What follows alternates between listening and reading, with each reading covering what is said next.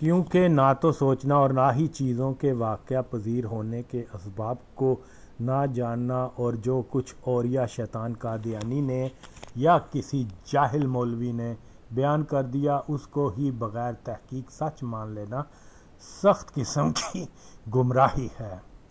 کیا ہم نے کبھی یہ سوچا ہے کہ گزشتہ 4-5 سالوں میں پاکستان کے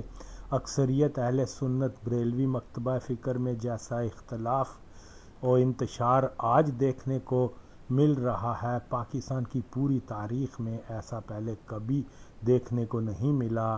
کوئی دعوت اسلامی کو کھل کر برا کہہ رہا ہے، کوئی سنی تحریک پہ تنقید کرتا ہے، کوئی جلالی گروپ، کوئی خادم حسین گروپ، تو کوئی اویس نورانی گروپ، تو ہر طرف گروپ ہی گروپ نظر آ رہے ہیں۔ یعنی مسلک نہ ہوا، کوئی مسلم لیگ جیسی سیاسی جماعت ہو گئی جس میں گروپ ہی گروپ ہیں۔ اب سب اپنے آپ کو مسلک اعلیٰ حضرت کا اصل ترجمان بھی کہتے ہوں۔ سنی بریلوی مکتبہ فکر میں جتنی تقسیم ایک ایسے دور میں دیکھنے کو مل رہی ہے جس دور میں پاکستان مکمل طور پہ ایک قادیانی تسلط ریاست بن چکا ہوا ہے۔ ظاہر ہے یہ کوئی اتفاقیہ بات نہیں بلکہ ایک مکمل سوچے سمجھے منصوبے کے مطابق ہے۔ بے شک سنیت کے پاس تو سب سے بڑی دولت نبی پاک صلی اللہ علیہ وسلم کا فیض مبارک ہے۔ فیض و رحمت کی ڈال ہی ایک ایسی ڈال ہے جس سے ہر دشمن اسلام پہ قابو پایا جاتا ہے۔ فیض نبی صلی اللہ علیہ وسلم جاری رہتا ہے تا وقت کہ مسلک کے اعلیٰ حضرت کے فرمان کو سنی اپنا تعلق کسی بھی بدعقیدہ سے نہ رکھیں، نہ ہی ان کو اپنی محفلوں میں شریک کریں، نہ ہی ان سے دوستی رکھیں، مگر جب سنی پلیٹ فارم پہ اوریا مقبول جان جیسے پلید شخص جو پکا مودودی پیروکار، خارجی کتا، سونے پہ سہاگا، یہ اوریا قادیان جا مرزا قادیانی کی قبر پہ فاتحہ پڑھنے والا، قادیان کی عبادت گاہ میں چندہ دینے والا، اور پھر قادیانی عبادت گاہ میں مرزئی امام کے پیچھے اپنی نمازیں ادا کرنے والا، صحابہ اکرام کو لٹیرا کہنے والا، ایک نبی کو ملحد کہنے والا، ناپاک غلیظ خسیس، اور یا قادیانی کو اسلام کا مجاہد اور عاشق رسول کہا جائے گا تو فیض محمدی کہاں جاری رہے گا؟ نبی کے دشمن دیوبندیوں کو بھائی کہنے سے فیض ختم ہو جاتا ہے۔ ایک ایسی عورت کو اسلام کی بیٹی کہا جائے جو CIA کی ایجنٹ اور ساری زندگی دیوبندیت کی مبلغہ رہی تو پھر کہاں فیض جاری رہ سکتا ہے؟ ابھی بھی وقت ہے کہ اوریا کو رد کیا جائے، عافیہ کو اسلام کی نہیں بلکہ گستاخ قائد کے دیوبندیوں کی بیٹی کہا جائے۔ اسی طرح یہ سچ مان لیا جائے کہ طالبان خارجی ہیں، اردغان خارجی ہے، عمران خان مرزئی ہے، باجوہ مرزئی ہے، تو فیض کا سلسلہ جاری ہوگا، سنی اتحاد پیدا ہوگا۔ رجوع کرنے کے لیے ثواب ہی ثواب ہے، کوئی گناہ نہیں۔ بہرحال اب وقت آ چکا ہے کہ پاکستان کے علماء جو ناموس رسالت صلی اللہ علیہ وسلم و ختم نبوت کے پاسدار ہونے اور قادیانی اثر و رسوخ کے مخالف ہونے کا زبانی دعویٰ کرتے ہیں، وہ یا تو کھل کر اقرار کریں کہ آغا وسیم نے عمران خان، قمر جاوید باجوہ، ضیاء الحق بزدار وغیرہ کے مرزئی ہونے کے جو ثبوت پیش کیے ہیں وہ ثبوت درست نہیں ہیں، ان کو غلط ثابت کریں، یا یہ کہیں کہ یہ ثبوت ناکافی ہیں مگر علماء کے پاس ان سب کے مسلمان ہونے یعنی عمران سے باجوہ سب کے مسلمان ہونے کا شرعی ثبوت ہے تو پھر اس کو عوام کے سامنے لے کے آئے نا، کہ یہ غلط فہمی ختم ہو کہ کون مسلمان ہے اور کون قادیانی ہے۔ تو کوئی قادیانی کسی مسلمان کی فوج کا یا جہاد کا سپہ سالار نہیں ہو سکتا۔ وہ جس عمران خان اور باجوہ کو مسلمان کہتے ہیں تو بالکل اس کا ثبوت بھی پیش کریں۔ ان کے پاس کیا ثبوت ہیں کہ عمران خان اور باجوہ مرزئی نہیں اور ایک ناپاک मौलवी साकब बाजवाई जिसने नबी पाक को कंगाल कहकर बदतरीन तौहीन की, और दूसरा पलीद मौलवी तारक जमील जो अल्लाह को विस्की पिलाने वाला कहकर काफर हो चुका, इस बात को गलत साबित करें कि इमरान और बाजवाई कादियानी हैं, क्योंकि ये तो उनके निकाह करवाते हैं। इंतहाई अफसोस का मुकाम है कि दीन फरोश उल्मा ये जानते हुए भी कि इमरान और बाजवा वगैरह का मरज़ई होने का चर्चा सुनकर भी ये लोग ना सिर्फ इनको मुसलमान बल्कि जहाद इस्लाम के सिपा सलार करार देकर कादियानी एजेंडे पे ही तो काम कर रहे हैं। पाकिस्तान मुकम्मल तौर पर कादियानियों के हाथ में जा चुका हुआ है और कोई इसके ख़िलाफ़ बात करने की जुर्रत नहीं करता। ये तो शुक्र है कि सोशल मीडिया का एक ज़रिया है कि हम जैसे लोग जो हैं कौम को बार बार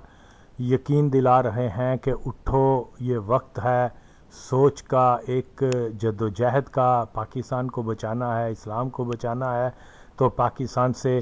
कादियानियत के असर को ख़त्म करने के लिए बहुत कुछ करना होगा। अफसोस के उल्मा अपने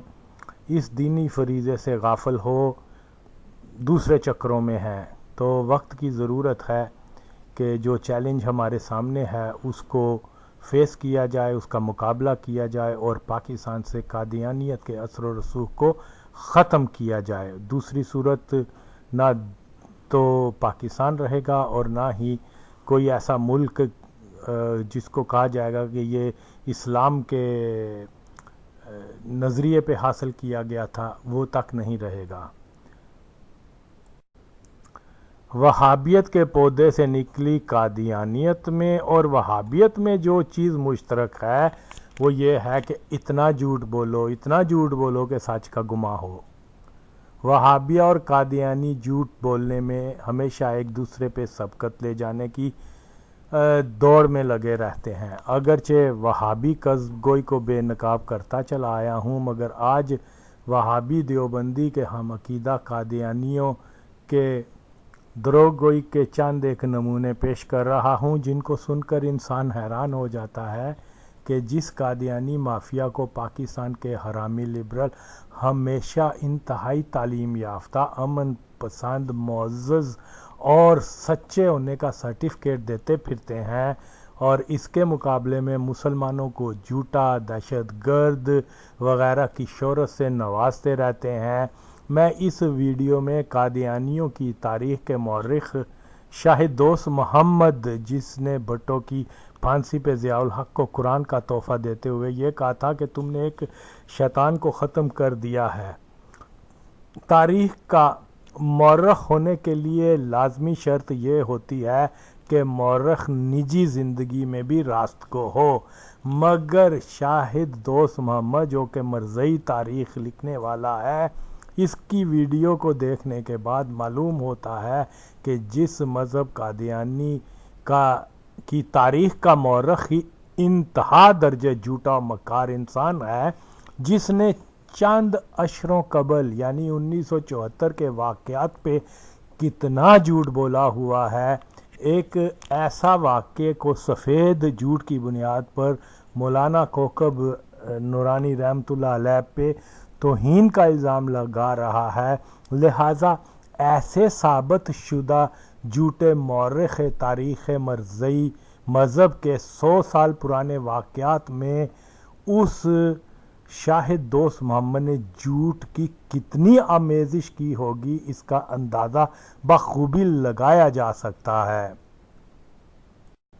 इसलिए एक झूठे शख्स की लिखी तारीख़ पे मनोअन यकीन करने वाला कोई भी आदमी बाशऊर माना ही नहीं जा सकता।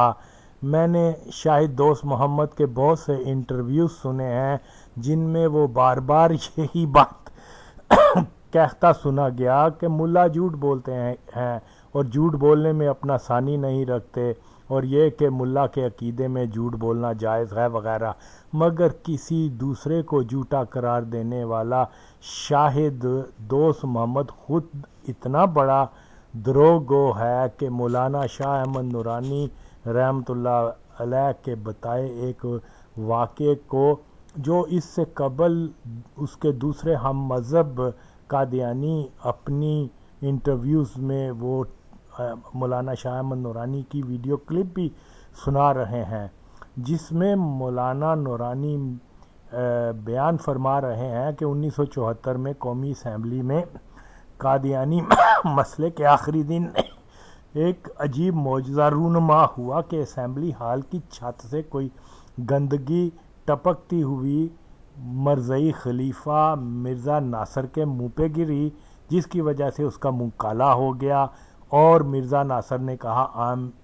disturbed"۔ قومی اسمبلی کے اراکین نے یہ دیکھتے ہوئے کہا کہ مرزا ناصر کا منہ کالا ہو گیا ہے۔ اب اسی واقعے کو لبرل کے نزدیک سچے امن پسند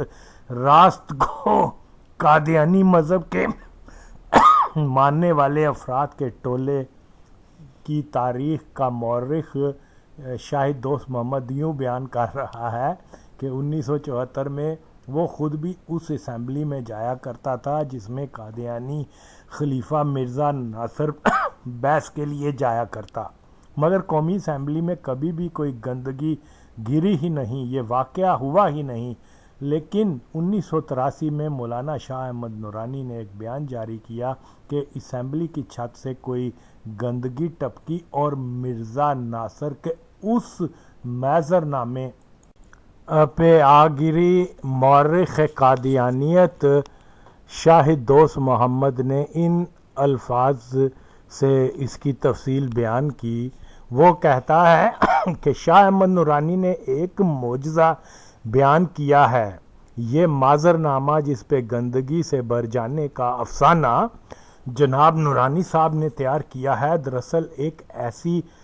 بصیرت افروز دستاویز تھا جو قرآن مجید، حدیث اور بزرگان امت کے قیمتی افکار کا مرکب تھا۔ ایسی مقدس اور حقیقت افروز تحریر پر گندگی کے گرنے کو معجزہ قرار دینا معاذ اللہ حضرت صلی اللہ علیہ وسلم کی ایسی شرمناک توہین ہے جس کا تصور کر کے بھی ایک عاشق رسول کے دل و دماغ کانپ اٹھتے ہیں۔ اب سب سن سکتے ہیں کہ قادیانی شاہد دوست محمد جو اپنی ہر تحریر و بیان میں ملاؤں کو جھوٹا قرار دیتا پھرتا ہے، مگر خود کتنا بڑا دروغ گو ہے کہ مولانا نورانی نے اپنے بیان میں واضح طور پر اسمبلی کی چھت سے ٹپکت گندگی کو مرزا ناصر کے منہ پہ گرنے کا 2 بار ذکر کیا ہے اور یہ بھی فرمایا ہے کہ اس کی گندگی سے اس منہ کالا ہو گیا، مگر قادیانی مورخ شاہد دوست محمد نے کس طرح سے اس بیان کو بدل دیا، اس کی جھلک سب دیکھ سن سکتے ہیں۔ اس کے باوجود حرامی لبرل اگر قادیانیوں کو حق سچ کی اکائی میں لاتے ہیں تو پھر ان کے حرامی ہونے میں تو کوئی شک کی گنجائش باقی رہتی ہی نہیں۔ شنید ہے کہ تاریخ قادیانیت کے مورخ شاہد دوست محمد کے مرنے کے بعد قادیانی تاریخ لکھنے کی ذمہ داری اس کے بیٹے کو سونپ دی گئی ہے۔ لے کر لے گل تے پڑھ لے کن، کیوں کوئی کسر رہ گئی تھی جو باپ پوری نہیں کر سکا تو اب قادیانی مافیا نے جھوٹی تاریخ لکھنے کا ذمہ داری جو ہے وہ اس کے بیٹے کو سونپ دی ہے۔ واہ بھائی واہ۔ باہر طور پاکستان قادیانیت کے نرخے میں مکمل طور پہ پھنس چکا ہوا ہے۔ اگر علماء نے اپنا فرض نبھاتے ہوئے عمران خان اور باجوہ وغیرہ سے مرزا قادیانی کا نام لے کر اس کو کذاب اور اس کے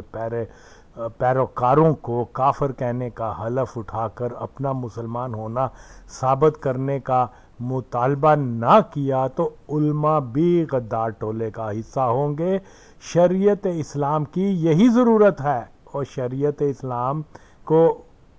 علماء اچھی طرح سے جانتے ہیں۔ بے شک شریعت اسلام کی یہی ضرورت ہے، اس کے علاوہ کوئی دوسرا راستہ نہیں۔ اس لیے یا تو علماء سچی بات کریں کہ ان میں اتنی جرأت نہیں کہ وزیر اعظم اور جرنیلوں کو شریعت کے اصول پر اپنا ایمان ثابت کرنے کا فتویٰ جاری کر سکیں، مگر اس اہم معاملے پہ علماء کا سکوت تاریخ میں ہر صورت ناموس رسالت سے غداری کے طور پر ہی لکھا جائے گا۔ پاک فوج کے مسلمانوں اٹھو اور قادیانی افسران کو فوج کے ادارے سے باہر کرو، پاکستان زندہ باد، مرزائی ہٹاؤ تحریک۔ کس چیز کا نام ہے؟ آخری سوال میں کرنا چاہتا ہوں، میں نے ایک یوٹیوب پر ویڈیو دیکھی مولانا نورانی صاحب،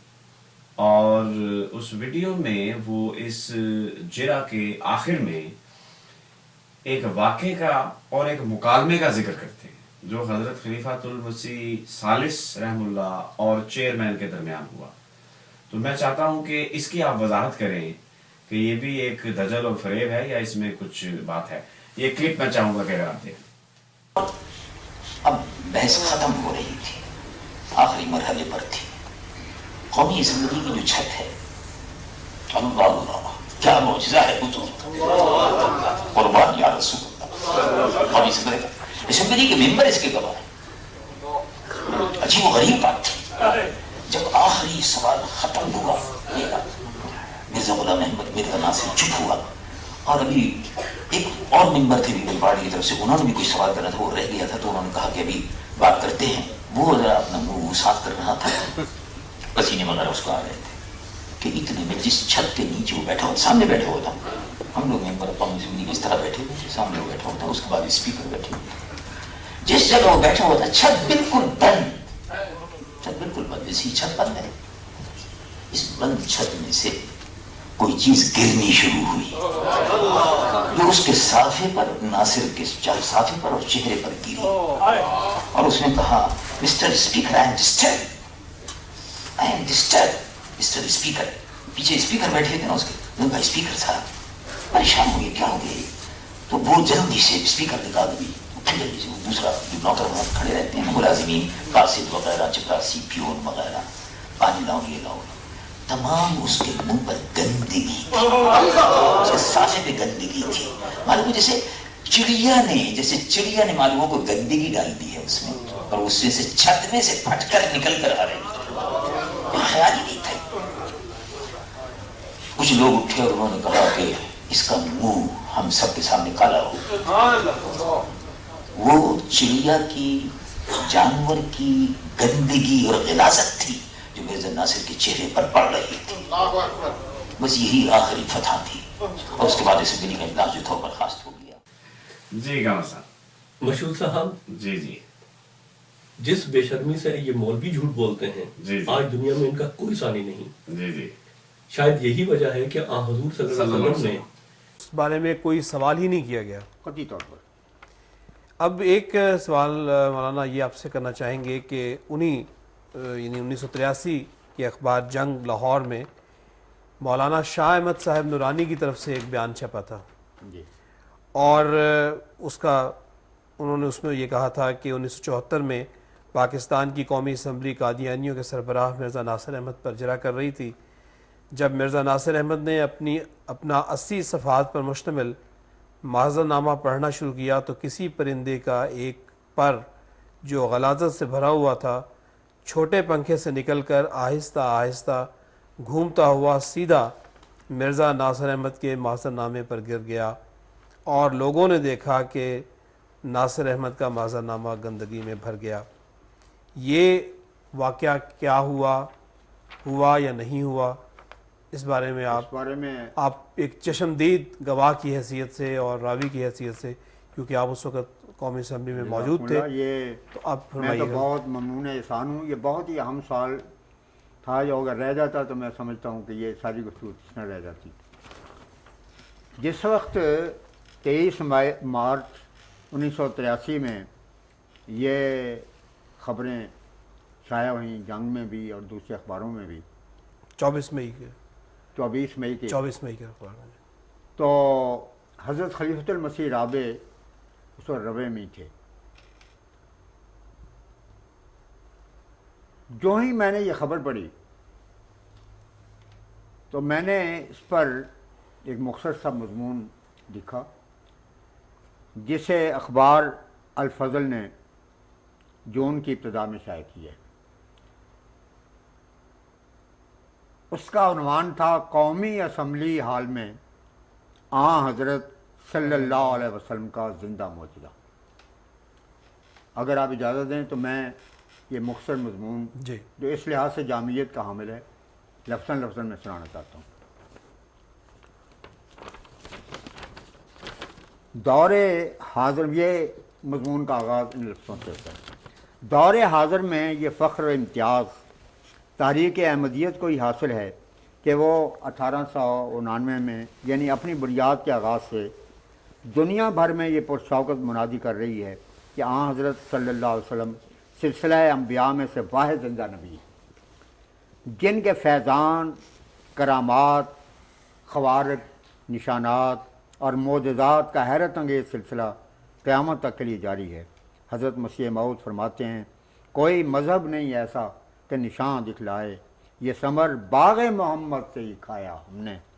مصطفیٰ پر تیرا بے حد و سلام اور رحمت، اس سے یہ نور لیا بار خدایا ہم نے. معجزات اور اقتداری نشانات کی غرض و غایت خدائے عز و جل کی زندہ ہستی اور اس کے برگزیدہ بندوں کی صداقت ثابت کرنا ہے. لہٰذا اگر کسی امر سے یہ مقصد پورا نہ ہو تو وہ ہرگز معجزہ قرار نہیں پا سکتی. مثلا ایک عالم دین آسن علی صاحب نے کرامات صحابہ صفحہ 81 میں فاطمۃ الزہراء سیدۃ النساء کی یہ کرامت لکھی ہے کہ معاذ اللہ انہوں نے بچپن میں کفار مکہ کو بڑی جرت سے گالیاں دیں. یہ موضع میں شمار فرمایا ہے جو بات کی خدا کی قسم لاجواب تھی. اسی طرح حافظ محمد اسحاق صاحب دہلوی نے اپنی کتاب معجزات مسیح صفحہ 97 میں، یہ کراچی سے چھپی ہے، اصل میرے پاس محفوظ ہے، یہ لکھا کہ حضرت مسیح علیہ السلام کو یہ معجزہ دیا گیا کہ ان کی توجہ سے 5000 انسان مسخ ہو کر خنزیر بن گئے. یہ معجزہ نہیں دیا کہ خنزیروں کو انسان بنا دیا گیا، معجزہ یہ دیا گیا ہے کہ انسان تھے اور اپنی توجہ اور کرامت سے ان کو خنزیر بنا دیا. بالکل اسی قسم کا ایک فرضی اور جعلی معجزہ کالعدم جمعیت علماء پاکستان کے سربراہ مولانا جناب شاہ احمد نورانی صاحب نے حال ہی میں فرانس میں بیان فرمایا ہے. اس کی تفصیل جو 24 مئی 83 میں شامل ہوئی ڈاکٹر صاحب بیان فرما چکے ہیں آپ. یہ معذر نامہ جس کے گندگی سے بھر جانے کا فسانہ جناب نورانی صاحب نے تیار کیا ہے، دراصل ایک ایسی بصیرت افروز دستاویز تھا جو قرآن مجید اور احادیث اور بزرگان امت کے قیمتی افکار کا مرقع تھا. ایسی مقدس اور حقیقت افروز تحریر کے گندگی سے بھر جانے کو معجزہ قرار دینا معاذ اللہ آن حضرت صلی اللہ علیہ وسلم کی ایسی شرمناک توہین ہے جس کا تصور کر کے بھی ایک عاشق رسول کے دل و دماغ کانپ اٹھتے ہیں. اور میں اسمبلی میں جماعت احمدیہ کے نمائندہ وفد کے ایک رکن کی حیثیت سے خدائے ذوالجلال کی قسم کھا کر کہتا ہوں کہ یہ بیان سراسر افترا اور سیاہ جھوٹ ہے جس میں صداقت کا ذرا برابر بھی شائبہ نہیں. اور جیسا کہ اسمبلی کے اسپیکر اور اس کے تمام ممبران شاہد ہیں کہ یہ عاجز ایام میں پوری کارروائی میں حاضر رہا، اور اسمبلی کے ممبران میں سے کوئی ممبر بھی اس حقیقت سے انکار نہیں کر سکتا کہ ان میں سے کوئی ممبر بھی حضرت امام حضرت حافظ مرزا ناصر احمد کے وجود مقدس سے اس وقت مجھ سے زیادہ قریب نہیں تھا، کیونکہ ممبران اس میز سے دور فاصلے پر تھے جو حضور اور حضور کے خدام کے لیے اسپیکر کے ڈائس کے پاس رکھی گئی تھی، اور راقم الحروف کی نشست حضرت خلیفۃ المسیح الثالث کے بالکل ساتھ بائیں طرف مخصوص تھی. اور میں ڈنکے کی چوٹ کہتا ہوں کہ نورانی صاحب کا بیان 100% بے بنیاد اور بے حقیقت ہے. ایسا کوئی واقعہ سرے سے رونمائی نہیں ہوا. ہاں میں یہ ضرور کہوں گا کہ قومی اسمبلی میں ایک عظیم الشان علمی معجزہ ضرور دیکھنے میں آیا. ذرا غور سے سنیے. ہاں میں یہ ضرور کہوں گا کہ قومی اسمبلی میں ایک عظیم الشان علمی معجزہ ضرور دیکھنے میں آیا. جو ہفت روزہ اہل حدیث لاہور کے الفاظ میں یہ ہے، قاسم نانوتوی نے لکھا ہے کہ آن حضرت صلی اللہ علیہ وسلم کے بعد کوئی بھی آ جائے تو کوئی نبی بھی آ جائے تو ختم نبوت میں فرق نہیں آتا۔ مولوی اسماعیل کہتا ہے کہ خدا ہزاروں محمد پیدا کر سکتا ہے، چنانچہ مرزائیوں نے قومی اسمبلی میں انہیں پیش کر کے ان تمام مولویوں کی زبان بند کر دی تھی۔ اس علمی موضوع کا اعتراف نورانی صاحب کے عقیدت مند مولانا عبدالحکیم شرف قادری صاحب کو بھی ہے، چنانچہ وہ اپنے رسالہ کل پاکستان صنعتی کانفرنس ملتان کے صفحہ 20 پر لکھتے ہیں، تحریک نے اس قدر زور پکڑا کہ یہ مسئلہ قومی اسمبلی میں پیش ہوا۔ مرزا ناصر احمد کو وضاحت پیش کرنے کے لیے اسمبلی میں بلایا گیا۔ اس نے دیگر ثبوت پیش کرنے کے علاوہ بانی دارالعلوم دیوبند مولوی محمد قاسم نوتوی کی کتاب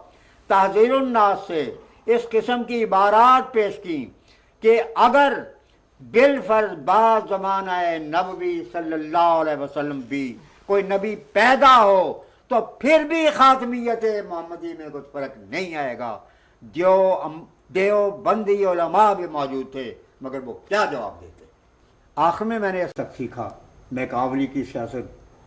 اور چانکیہ کی سیاست۔ یہ چانکیہ جو بدھ کے زمانے کا مشہور چالاک اور عیار قانون دان تھا اور ٹیکسلے کی یونیورسٹی کا پروفیسر بھی تھا، وہ چنجوٹ کا رہنے والا تھا۔ اس سے آپ کو اندازہ ہوگا کہ چنجوٹ کا خمیر کہاں سے اٹھا ہے۔ تو یہ عیاری چالاکی، میں تو بلکہ کہا کرتا ہوں کہ نبوت آن حضرت صلی اللہ علیہ وسلم پر ختم ہے اور عشق رسول مسیح موعود پر ختم ہے، اور خدمت دین، خدمت اسلام جماعت احمدیہ پر ختم ہے، اور جھوٹ اور بے ایمانی اور فراڈ ملا پر ختم ہے۔ یہ میں کوئی خیالی بات نہیں کر رہا، میری عمر اس وقت 80 سال کے قریب ہے، میں نے لاکھوں صفحے پڑھے ہیں، ان حضرات کے بھی میری لائبریری میں کتابیں موجود ہیں۔ مسٹر بھٹو چاہتے